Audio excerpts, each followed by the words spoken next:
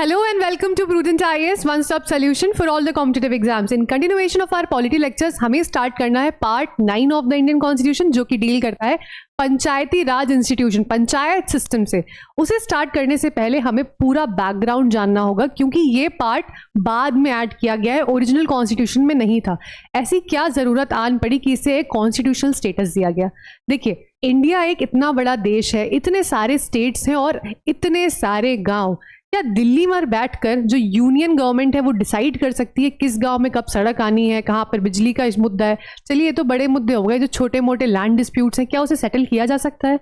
या मान लीजिए स्टेट गवर्नमेंट्स हैं, क्या वो हर गांव की हर प्रॉब्लम को एड्रेस कर पाएंगी? ऐसा पॉसिबल नहीं है, क्योंकि उनके पास अपने मुद्दे हैं। सेंटर को एक्सटर्नल अफेयर्स भी देखना है, नेशनल सिक्योरिटी भी देखनी है। जो स्टेट गवर्नमेंट है वो भी टैक्स रिलेटेड इशूज में, स्टेट के डेवलपमेंट में सेंटर स्टेट टसल में फंसे रहते हैं। तो जो ग्रास रूट है, उनके मुद्दों को कौन एड्रेस करेगा? महात्मा गांधी कहते थे जो देश का विलेज है वो ही हमारी सोल है। इंडिया की जो सोल है वो उनकी विलेजेस में ही लाई करती है, और बिल्कुल सच बात है। आप कभी घूमने जाइए तो आप देखेंगे क्या स्टार्क कंट्रास्टिंग सिचुएशन है। अर्बन सिटीज, जो मेट्रोपॉलिटन सिटीज हैं, वहां पर लोग कितने ज्यादा एजुकेटेड हैं, अवेयर हैं, बहुत ज्यादा मॉडर्न वेस्टर्नाइज्ड हैं। वहीं आप विलेजेस में जाएंगे तो कुछ कुछ विलेज में आज भी बेसिक एम्यूनिटीज नहीं अवेलेबल है, उनको अवेयरनेस ही नहीं है, वो अपनी उसी दुनिया में खुश हैं, उनके मुद्दों को सुनने वाला भी कोई नहीं है। पर इस प्रॉब्लम को एड्रेस करने की एक कोशिश की गई थी, पंचायत सिस्टम लाके उसको कॉन्स्टिट्यूशनल स्टेटस देके। शुरुआत से समझते हैं, वैदिक पीरियड से, एंशिएंट टाइम से, कि क्या ये कोई नया कॉन्सेप्ट था, ये पहले भी एग्जिस्ट करता था। देखिए, एंशिएंट व्यू जो हम बात करेंगे, चाहे वो वैदिक एरा हो, मौर्यन एम्पायर हो, गुप्ता एम्पायर हो, वहां पर क्या होता था, जो लोग थे उसमें से जो बड़े बुजुर्ग एल्डर्स होते थे वो बैठ जाते थे। जैसे अपने घर में भी होता है ना कि आपके बड़े फैसला लेते हैं, वैसे ही गाँव में छोटे छोटे यूनिट्स हैं, जो एल्डर्स हैं वो डिस्प्यूट्स को सेटल करते थे। छोटे मोटे जो भी टैक्स रिलेटेड इश्यूज हो गए, है ना, कॉमन रिसोर्सेज हैं, जैसे कोई नदी हो गई, फॉरेस्ट हो गया, ये सारे पब्लिक जो कॉमन रिसोर्सेज हैं उनको कैसे मैनेज करना है, ये एल्डर्स ही सेटल कर लेते थे। तो काइंड ऑफ एक इनफॉर्मल पंचायत सिस्टम चलता था। अच्छा, पंचायत का मतलब तो आई होप आप सबको पता ही होगा। पंचायत जो टर्म है वो संस्कृत के वर्ड से आया है, जिसमें पंच का मतलब होता है 5 और आयत का मतलब होता है असेंबली। तो 5 लोगों की असेंबली, यूजुअली जब 5 एल्डर्स बैठ के कोई चीज को डिसाइड करेंगे उसे पंचायत कहा जाता है। तो यहां पर भी ऐसे ही होता, तो कोई गिनती फिक्स नहीं थी कितने भी लोग हो, लेकिन एल्डर्स ही डिसाइड करते थे। फिर आता है ब्रिटिश, हमारा कॉलोनियल एरा। इस टाइम पर, क्योंकि भाई वो तो बहुत खुद को सिविलाइज्ड और मॉडर्नाइज शो करते थे, उनका सारा फोकस जाता था डिस्ट्रिक्ट कलेक्टर पे, ठीक है, या फिर जो रेवेन्यू ऑफिसर्स होते थे। जो पंचायत सिस्टम था वो इस टाइम पे काफी ज्यादा डिग्रेड हो गया। उन्होंने पंचायत सिस्टम को बिल्कुल भाव नहीं दिया, क्योंकि उनको मतलब था एक्सप्लॉयटेशन थे, जिसके लिए उन्होंने एक प्रॉपर सिस्टम बना रखा था। किस तरह से जो ऑफिसर्स हैं, जो आंसरेबल हैं, जिनको वो पे दे रहे हैं, वो बस पीजेंट्स को एक्सप्लॉइट करें और उनको पैसा दें, मुनाफा उनको हो। तो panchayat system during the colonial era was completely ignored and therefore उसका एक डाउनफॉल टाइप का आ गया था। वहीं पर एक नाम जो हम याद करते हैं ब्रिटिश कॉलोनियल रूलर में, वो है लॉर्ड रिपन। इनके बारे में जब आप पढ़ेंगे ना तो उन्होंने काफी अच्छी अच्छी चीजें करी हैं। लॉर्ड रिपन रेजोल्यूशन आया था 1882 में, जिसमें इन्होंने सेल्फ गवर्नमेंट का जिक्र किया गया था। इनको father of local self government कहा जाता है। इन्होंने कहा था जो भी छोटे गांव हैं उनमें लोकल सेल्फ गवर्नमेंट होनी चाहिए। इन्होंने ये तक बोला कि वहां पर इलेक्टेड बॉडी यानी इलेक्शन का सिस्टम होना चाहिए, और जो भी एडमिनिस्ट्रेशन का सिस्टम है वो डिसेंट्रलाइज्ड हो। सेंट्रलाइज और डिसेंट्रलाइज का मतलब समझाती हूँ। देखिए, एक ऐसा सिस्टम, लेट्स से स्कूल का एग्जांपल देखते हैं, जहां पर एक प्रिंसिपल है, उनके अंडर टीचर्स है, टीचर्स के अंडर मॉनिटर्स और फिर स्टूडेंट्स हैं। पावर आ रही है प्रिंसिपल से, प्रिंसिपल जो चीज बोल रहे हैं वो टीचर्स कर रहे हैं, टीचर्स जो बोल रहे हैं वो मॉनिटर, और मॉनिटर के बाद क्लासरूम तक वो ट्रांसफर हो रहा है। So that is called top to bottom approach. ऊपर से निर्देश आ रहे हैं और नीचे तरफ जा रहे हैं। सारी पावर्स किसके पास है? सेंटर के पास। जो हमारा प्रिंसिपल है स्कूल का, उसके पास सारी पावर्स हैं। वहीं डिसेंट्रलाइज सिस्टम क्या होता है कि एक इंसान के पास पावर नहीं है, कुछ पावर इंपॉर्टेंट जो है वो उन्होंने होल्ड करी है, बट बाकी सबको भी थोड़ी थोड़ी पावर्स बांटी हुई हैं। जैसे टीचर्स खुद डिसाइड कर सकते हैं उन्हें क्या पढ़ाना है क्या नहीं पढ़ाना, मॉनिटर्स खुद डिसाइड कर सकते हैं किस तरह से उन्हें क्लास का मैनेजमेंट करना है, डिसिप्लिन मेंटेन करना है। सो दैट्स डिसेंट्रलाइज, जहां पर डिविजन ऑफ पावर है। सेंट्रलाइज जहां पर एक सिचुएशन है, ओनली वन। फिर ब्रिटिशर्स के बाद हमारा जब संविधान लिखा जाने लगा तो कॉन्स्टिट्यूशनल असेंबली में डिबेट्स होती थी कि कौन से प्रोविजंस रखने हैं, कौन से नहीं रखने हैं। ऐसे टाइम में गांधी जी, जैसा मैंने बताया, वो तो विलेजेस को सबसे ऊपर मानते थे।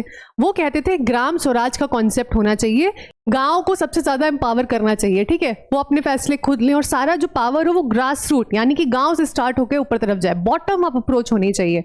अंबेडकर को इसमें कंसर्न था, जो भीमराव अंबेडकर थे वो कहते थे देखिए आपकी बात ठीक है, इमोशनल लेवल पे सही है, लेकिन जो गांव है वहां पर बहुत ज्यादा कम्युनलिज्म है, कास्टिज्म है, छोटी छोटी ये दिक्कतें हैं जिन्हें सोशल इवल्स कहा जाता है। ऐसे टाइम पे जब हम एक कॉलोनियल एरा से इंडिपेंडेंस की तरफ जा रहे हैं, इतना बड़ा लीप ले रहे हैं, ग्राम स्वराज का कॉन्सेप्ट पॉसिबल नहीं है। तो उन्होंने क्या बोला कि हम इस ग्राम स्वराज को यानी जो पंचायत सिस्टम है उसको कॉन्स्टिट्यूशनल बॉडी नहीं बना सकते हैं। हाँ, हम इतना जरूर कह सकते हैं, हम एक डीपीएसपी डाल देंगे, आर्टिकल 40 जो हम ऑलरेडी डीपीएसपी में कवर कर चुके हैं। डीपीएसपी क्या होती है? Directive principles for state policy. State की जो पॉलिसीज हैं उसके लिए कुछ निर्देश हैं, गाइडलाइंस है कि आपको ऐसा ऐसा करना है। तो आर्टिकल 40 में क्या निर्देश दिए गए हैं? The state shall take, shall मतलब मैंडेटरी है ये चीज, shall take steps to organise village panchayat and endow them with powers to function units of self government. यहां पर इंपॉर्टेंट बात क्या है? ऑर्गेनाइज है, बनानी नहीं है, ऑर्गेनाइज करनी है, परमानेंट बॉडी मेकिंग नहीं है, बस उनको ऑर्गेनाइज करना है, एम्पावर करना है, कुछ पावर्स देनी है ताकि वो सेल्फ गवर्नमेंट की तरह काम कर सके। और ऐसा किया भी गया, कोशिश भी करी गई कि कहीं कहीं पे भाई सेल्फ गवर्नमेंट का रूल लाया जाए, थोड़ी पावर्स दी जाए, लेकिन वो सिस्टम हो गया फेल। उसकी वजह ये थी, पहली बात, आपको रोड बनानी है, आपको स्ट्रीट लाइट लगानी है, पैसा चाहिए, पैसा ही नहीं था, पुअर फाइनेंसेस, इलेक्शन का सिस्टम ही नहीं होता था। जब कोई हेड नहीं होगा रूलिंग करने के लिए, इलेक्शंस ही नहीं होंगे, तो कैसे सिस्टम फंक्शन करेगा? फिर पॉलिटिकल इंटरफेरेंस बहुत ज्यादा होता था, रेड टेपिज्म होता था, और कोई भी यूनिफॉर्म स्ट्रक्चर नहीं था किसी गांव में किस तरह से फंक्शन हो रहा है। तो इन सारी दिक्कतों की वजह से जो एक सेल्फ गवर्नमेंट का डीपीएसपी था वो फुलफिल नहीं हो पा रहा था। इसके बाद कोशिश की जाने लगी कि भाई कोई तो सोल्यूशन निकालना पड़ेगा कि ग्रास रूट जो है हमारा, जो हमारे गांव हैं, उनको एम्पावर करना है, उनके ग्रीवेंसेस को सुनना है। तो नेहरू गवर्नमेंट चल रही थी, 1952 में इन्होंने कम्युनिटी डेवलपमेंट प्रोग्राम लेके आए, बट ये भी फेल हो गया। ठीक है, क्यों? क्योंकि इसमें बहुत ज्यादा करप्शन होने लगा, जो ऑफिसर्स थे वो इसको खेल की तरह लेने लगे। ठीक है, ब्यूरोक्रेटिक प्रोसेस हो गया ये। 1953 में नेशनल एक्सटेंशन सर्विसेज लेके आए, वो भी फेल हो गया। उसके बाद जो मेन एवोल्यूशन होता है वो हम कमिटी वाइज पढ़ते हैं, बहुत ज़्यादा इंपॉर्टेंट है ये, बेसिक में आता है, ये तो आपको पढ़ना ही पढ़ना है। फिर इसके बाद जितना भी डायनामिक अपडेट हो रहा है वो करिए। कमिटी के थ्रू इवोल्यूशन जो हुआ उसमें सबसे पहली कमिटी जिसका नाम आता है बलवंत राय मेहता कमेटी। इन कमेटी की रिकमेंडेशंस भी आज भी काम आती हैं, क्योंकि कुछ कुछ ऐसी रिकमेंडेशंस है जो अभी प्रॉपर तरह से इंप्लीमेंट नहीं हुई है। तो आप मेंस आंसर में कोट करके लिख सकते हैं, as recommended by Ashok Mehta committee और बलवंत राय कमेटी। तो स्टार्ट करते हैं एक एक करके। बलवंत राय मेहता कमेटी आई थी 1957 में। इन्होंने क्या एग्जामिन करना था कि भाई जो कम्युनिटी डेवलपमेंट प्रोग्राम है या जो नेशनल एक्सटेंशन सर्विस था ये क्यों फेल हुआ, ठीक है, और क्या करना चाहिए। अब इन्होंने कहा 3 टियर सिस्टम, मतलब 3 लेवल का सिस्टम गांव में होना चाहिए। पहला जो सबसे लोअर लेवल पे है वो होना चाहिए ग्राम पंचायत, उसके ऊपर एक पंचायत समिति, और फिर जिला यानी डिस्ट्रिक्ट लेवल पे एक जिला परिषद। इस तरह से 3 टायर सिस्टम हो। इनको कहा गया architect of Panchayati Raj in India. ये आप हमेशा अपने मेंस आंसर में लिखेंगे। कौन सी कमेटी है? बलवंत राय कमेटी, क्योंकि जो ढांचा 3 टियर सिस्टम का इन्होंने दिया आज भी वही एप्लीकेबल है। अभी हम देखेंगे किस तरह से। तो इनके रिकमेंडेशंस के बेसिस पे क्या हुआ, नागौर राजस्थान में कोशिश की गई पंचायती राज सिस्टम लाने की, लेकिन मोर और लेस वो भी आगे जाके फेल हो गया। बस एक यहाँ पर स्टैब्लिश हुआ और कहीं नहीं। अब ये क्यों फेल हुआ, इसमें क्या दिक्कतें थी, उसके लिए सादिक अली कमेटी को लेके आए। इन्होंने बोला, जब जांच करी कि भाई क्यों नहीं आ पा रहा है पंचायती राज सिस्टम, इन्होंने कहा एक तो इतनी ज्यादा इलिटरेसी है, लोगों को कुछ पता ही नहीं है ये होता क्या है, गरीबी इतनी ज्यादा है, लोग खाने के लिए रोटी के लिए टाइम ढूंढ रहे हैं या अपने देश का उद्धार करें। स्टेट जो है वो कॉपरेट नहीं करता है, फाइनेंसेस नहीं दे रहा है, पावर नहीं दे रहा है, जो सारे ऑफिसर लोग हैं वो अपने ही एटीट्यूड में रहते हैं। इन्होंने कहा ये सारे रीजंस हैं कि ये फेल हो रहा है पंचायती राज सिस्टम। भाई फिर से कमेटी, जनता पार्टी आती है, ठीक है, फिर से कमेटी बनाई जाती है, अशोक मेहता कमेटी 1977। अब ये क्या कहते हैं, 132 रिकमेंडेशंस इन्होंने दी, पूरी लंबी चिट्ठा जैसी फाइल दी। इन्होंने एक डिफरेंस क्या किया बलवंत राय मेहता कमेटी से, इन्होंने 2 टियर सिस्टम बोला 3 लेवल की जरूरत नहीं है, आप 2 लेवल पे कीजिए। एक जिला परिषद और एक मंडल पंचायत। जो ग्रास रूट ग्राम पंचायत का कॉन्सेप्ट है वो इन्होंने नहीं रखा। दूसरा इन्होंने क्या बोला, जो डिस्ट्रिक्ट है वो पहली प्लानिंग की यूनिट होना चाहिए, विलेजेस नहीं होने चाहिए। बलवंत राय में क्या था, ग्राम पंचायत, विलेजेस थे बेसिक यूनिट, विलेजेस से सब कुछ स्टार्ट होगा। बट अशोक मेहता में क्या था, डिस्ट्रिक्ट जो है वो फर्स्ट यूनिट होगी, उसके बाद मंडल पंचायत आएगा। इन्होंने बोला इसको एक परमानेंट इंस्टीट्यूशन बना देना चाहिए, जैसे कि बॉडीज बहुत सारी, नीति आयोग ये सब है ना, इसी तरह की एक परमानेंट बॉडी होनी चाहिए। रेगुलर सोशल ऑडिट होने चाहिए कि भाई जो काम दिया है वो हो रहा है नहीं हो रहा है, लोग सेटिस्फाइड है कि नहीं है। साथ ही रिजर्वेशन के बारे में भी इन्होंने जिक्र करा था। इसके बाद आती है जीवीके राव कमेटी। इसके बाद ऑब्वियसली जब कमेटी के रिकमेंडेशंस वगैरह कुछ खास हुआ नहीं, बिल पास हुए नहीं, फिर अगेन एक कमेटी बनाई जाती है। इसने बेसिक से कुछ रिकमेंडेशंस दिए कि भाई कॉन्स्टिट्यूशनल रिकॉग्निशन होना चाहिए। सबसे इंपॉर्टेंट, सबसे पहली बार किसने बोला कॉन्स्टिट्यूशनल रिकॉग्निशन के लिए, जीवीके राव कमेटी ने बोला। साथ ही इन्होंने भी यही बात बोली जो अशोक मेहता कमेटी ने बोली कि डिस्ट्रिक्ट लेवल पे होनी चाहिए प्लानिंग और इसी को स्ट्रेंथन करना है। जो पंचायत हैं वो रूरल डेवलपमेंट का हो सकते हैं, पर जो प्लानिंग सारी हो रही है वो आप डिस्ट्रिक्ट लेवल पे कर लो। इंपॉर्टेंट इससे भी ज्यादा जो आ रही है वो है एलएम सिंघवी कमेटी 1986। इन्होंने अगेन रीट्रेट करा, कॉन्स्टिट्यूशनल स्टेटस देना ही पड़ेगा आपको पंचायत को, तभी कुछ होगा, वरना ऐसे हवा में बातें नहीं हो सकती। ग्राम सभा जो है वो फाउंडेशन है डेमोक्रेसी की। क्या होता है ग्राम सभा, आगे भी हम पढ़ेंगे, बेसिक से समझ लीजिए। गांव के जितने लोग हैं जो वोट दे सकते हैं, एलिजिबल वोटर्स जितने भी हैं, वो सारे इस ग्राम सभा का पार्ट हैं, और वो सब बेसिक फाउंडेशन है डेमोक्रेसी की। मतलब हमारे देश की जो सबसे इंपॉर्टेंट जो बेस है वो कहाँ है, ग्राम सभा, गांव में। इन्होंने ये इंपॉर्टेंट चीज बोली। एक और नया टर्म लेके आई है, न्याय पंचायत। न्याय पंचायत नाम से ही क्लियर हो रहा है कहीं ना कहीं कोर्ट लाइक सिस्टम, कि भाई गांव के जो अपने मुद्दे हैं ना, ये न्याय पंचायत खुद ही रिजॉल्व कर दे। और फाइनेंशियल ऑटोनॉमी देना बहुत ज्यादा जरूरी है गांव को, ताकि वो अपने डिसीजन तो खुद ले सके। इन सारी कमिटीज के बेसिस पर राजीव गांधी गवर्नमेंट ने कोशिश करा 64th कॉन्स्टिट्यूशनल अमेंडमेंट एक्ट लेके आने का 1989 में, लेकिन वो पास नहीं हुआ। फिर एक बार फिर कोशिश करी गई, वो भी फेल हो गया। फिर फाइनली कब पास हुआ, नरसिम्हा राव, पीवी नरसिम्हा राव की जब सरकार थी तब 1992 में 73rd कॉन्स्टिट्यूशनल अमेंडमेंट एक्ट को पास किया गया। और इससे सबसे मेजर क्या हुआ, पंचायती राज को, पंचायत सिस्टम को कॉन्स्टिट्यूशनल स्टेटस दिया गया। मतलब संविधान में अब लिखा गया है अब ये चीजें तो करनी ही करनी है।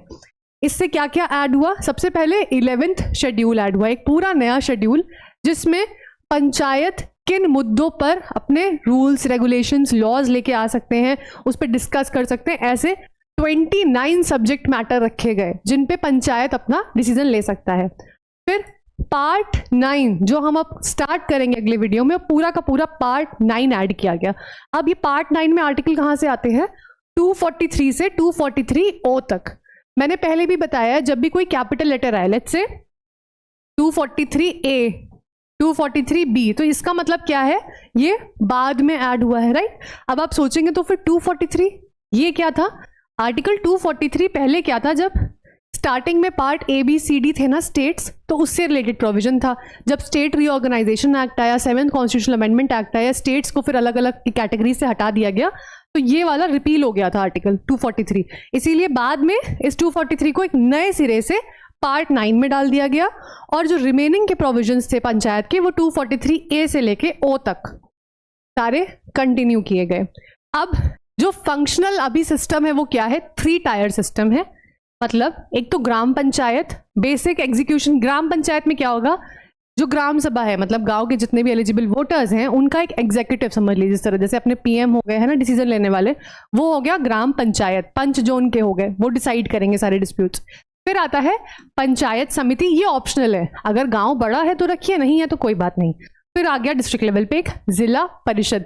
अब पंचायत समिति और जिला परिषद में नॉमिनेटेड और इलेक्टेड मेंबर्स भी होंगे। अच्छा, ये सारे प्रोविजंस जो हैं, जो 3 टायर सिस्टम है, इलेक्शन कैसे होगा, ये सब हम कवर करेंगे जब हम आर्टिकल वाइज 243 से 243O को पढ़ना स्टार्ट करेंगे। So there is no use of repetition.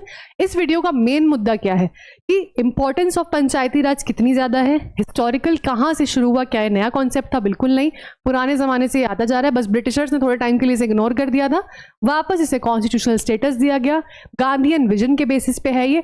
अब जब आप 243 से 243 ओ पढ़ लेंगे, उसके बाद आपको क्या जानना जरूरी है कि क्या सच में ये पंचायत सिस्टम ने सारे ग्रीवेंसेस को एड्रेस कर दिया है, क्या अब देश में सब कुछ अच्छा अच्छा गांव में चल रहा है, या अभी भी करप्शन है, कुछ रिफॉर्म्स की जरूरत है, कोई और कमेटी आके उसको पढ़ना चाहिए। ये जो क्रिटिकल एनालिसिस है वो हम सारे आर्टिकल्स को कवर करने के बाद करेंगे। I hope you found this video helpful. If you have any doubts, comments, even feedback, let us know in the comment section below. We will be back with another interesting video super soon. Thanks for watching.